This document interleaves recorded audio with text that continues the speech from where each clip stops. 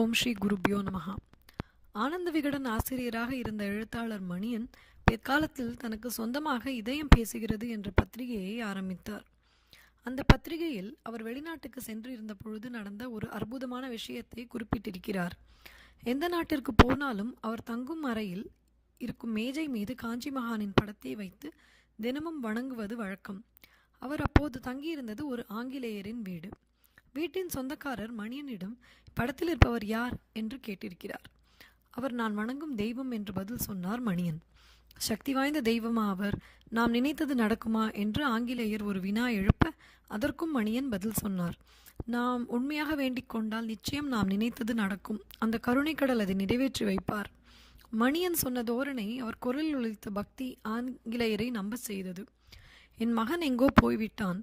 அவனை பிரிந்து என் மனைவி ஓயாமல் அழுது கொண்டிருக்கிறாள். அதனால்தான் ஒரு நம்பிக்கையோடு உங்களிடம் கேட்டேன்.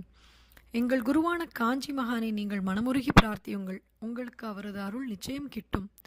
மணியன் வாக்கை அப்படியே ஏற்றுக்கொண்ட ஆங்கிலேயர் காஞ்சி தெய்வத்தின் படத்தின் முன் நின்று மனமுருகி வேண்டி தனக்கு அருள் புரியும்படி வேண்டிக் கொண்டார்.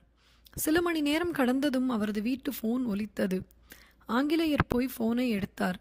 போனில் வந்த செய்தி அவருக்கு அளவு கடந்த வியப்பை அளித்தது. காணாமற் போன அவரது மகன்தான் பேசினான். தான் எங்கேயோ போயிருந்ததாகவும் இப்போது ஊருக்கு வந்துவிட்டதாகவும் உடனே வீட்டுக்கு வருவதாகவும் தகவல் சொன்னான். ஆங்கிலேயருக்கு மெய் சிலிர்த்தது.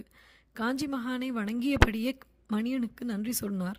எங்கள் தெய்வம் இவர்தான், இந்த உருவில்தான் தெய்வத்தை பார்ப்போம் என்று கடல் கடந்து எங்கேயோ இருந்த ஆங்கிலேய தம்பதிகள் ஆனந்த அனுபவத்தில் உருகி நின்றார்கள்.